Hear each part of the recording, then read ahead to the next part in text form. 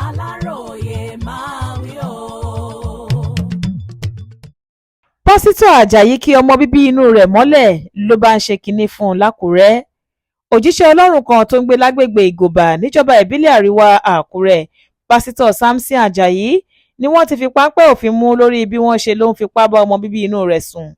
Aláròyé gbọ́ wípé kì í ṣe pé Pásítọ̀ Àjàyí àti ìyàwó rẹ̀ tó jẹ́ ìyá ọmọ yìí ṣẹ̀ṣẹ̀ fẹ́ ara wọn o. Ọjọ́ ti pẹ́ táwọn méjèèjì ti ń ṣe lọ́kọláya, kódà ọmọ 5 ni wọ́n ti bí fúnra wọn.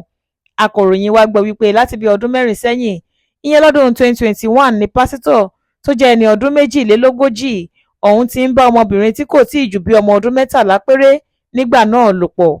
Ó sì ṣe kinní ọ̀hún títí tí àṣírí rẹ̀ fi tú síta lọ́sẹ̀ tó kọjá, nígbà tí ọmọ tá à ń sọ̀rọ̀ rẹ̀ yìí pé ẹni ọdún 17 gèrè lọ́dún yìí. Ìyá ọmọbìnrin yìí ni wọ́n ló sáré jáde lọ́jọ́ náà. Lẹ́yìn tó padà délé ló ṣàkíyèsí pé aṣọ tí òun tẹ́ sórí bẹ́ẹ̀dì tó wà nínú yàrá tí òun àti ọkọ rẹ̀ ń sùn sí ti rún pọ̀, tó sì yàtọ̀ sí bó ṣe fi sílẹ̀ lọ. Ara fu obìnrin yìí, èyí ló sì mú kó pe ọmọ rẹ̀ tá a forúkọ bò láṣìírí ọ̀hún láti wádìí ohun tó ṣẹlẹ̀ lẹ́nu rẹ̀. Lásìkò tó fọ̀rọ̀ pò ó nífúnpọ̀ lọmọbìnrin yìí jẹ́wọ́ gbogbo ètú burúkú tí bàbá rẹ̀ ti ń pa lórí bẹ́ẹ̀dì wọn láti bí ọdún 4 sẹ́yìn, tí ìyá rẹ̀ kò sì mọ̀ pé irú nǹkan bẹ́ẹ̀ ń wáyé rárá. Pẹ̀lú ìbínú ni ìyàwó pásítọ̀ yìí fi mórílé tẹ̀sán láti lọ́ọ́ fẹjọ́ ọkọ rẹ̀ sùn, léyìí tó ṣokùnfà bí àwọn ọlọ́pàá ṣe lọ́ọ́ fi páńpẹ́ òfin gbé e níbi tó ti ń gbàdúrà lórí òkè, tí wọ́n sì padà wọ́ ọ lọ sílé ẹjọ́ lẹ́yìn ọ̀pọ̀lọpọ̀ ìfọ̀rọ̀wánilẹ́nuwò. A gbọ́ pé pásítọ̀ yìí ti kọ́kọ́ jẹ́wọ́ ní tẹ̀sán pé kí wọ́n ṣe òun jẹ́jẹ́, ó ní lóòótọ́ lòun ṣe kinní fún ọmọ tóun bí fúnra òun yìí.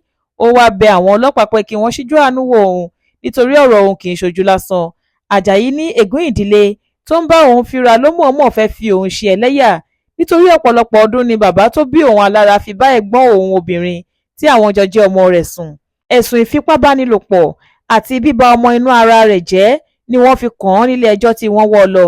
Ẹ̀sùn méjèèjì yìí ni agbèfọ́ba Martins Olówófẹ̀sọ ló tako abala 3 àti 25 nínú ìwé òfin ìpínlẹ̀ Ondo ti ọdún 2021. Nígbà tó ń tẹ̀síwájú nínú ọ̀rọ̀ rẹ̀, Olówófẹ̀sọ ní ẹ̀sùn ńlá ni wọ́n fi kan olùjẹ́jọ́ ọ̀hún, èyí tó ní ìjìyà tó lágbára lábẹ́ òfin. Ó ní ohun tí òun fẹ́ kí kóòtù pàṣẹ pé kí wọ́n lọ fi ọkùnrin yìí pamọ́ sínú ọgbà ẹ̀wọ̀n títí di ìgbà tí wọn yóò fi rí ìmọ̀ràn gbà láti ọ́fíìsì àjọ tó ń gba adájọ́ nímọ̀ràn. Àmọ́ ṣá o, amòfin Kẹ́hìndé Ọ̀ṣádúgbà tó jẹ́ agbẹjọ́rò rẹ̀ bẹ̀bẹ̀ fún gbígba béèlì olùjẹ́jọ́ níwọ̀n ìgbà tí ìyàwó rẹ̀ tó jẹ́ olùpẹ̀jọ́ ti forí jì í. Ọ̀ṣádúgbà ní ọ̀rọ̀ tí wọ́n lè yanjú nítùbí-ìnùbí láàrin àwọn mọ̀lẹ́bí ni, àti pé ìpalára ńlá ni yóò jẹ́ fún ìyàwó àtàwọn ọmọ pásítọ̀ náà tí wọ́n bá rán lẹ́wọ̀n nítorí òun nìkan ló ń tọ́jú wọn. Nígbà tó ń gbé ìpinnu rẹ̀ kalẹ̀, onídàájọ́ Táíwò Lẹ́bi ní ó di dandan kí ọkùnrin náà lọ sun oorun ọjọ́ díẹ̀ lọ́gbà ẹ̀wọ̀n níwọ̀n ìgbà tí ó ti lè fẹnu ara rẹ̀ jẹ́wọ́ lórí bó ṣe fipá bá ọmọ ara rẹ̀ sùn. 20 oṣù kẹsàn-án ọdún yìí ládájọ́ ní kóòtù yóò tún máa gbé ọ̀rọ̀ náà yẹ̀wò.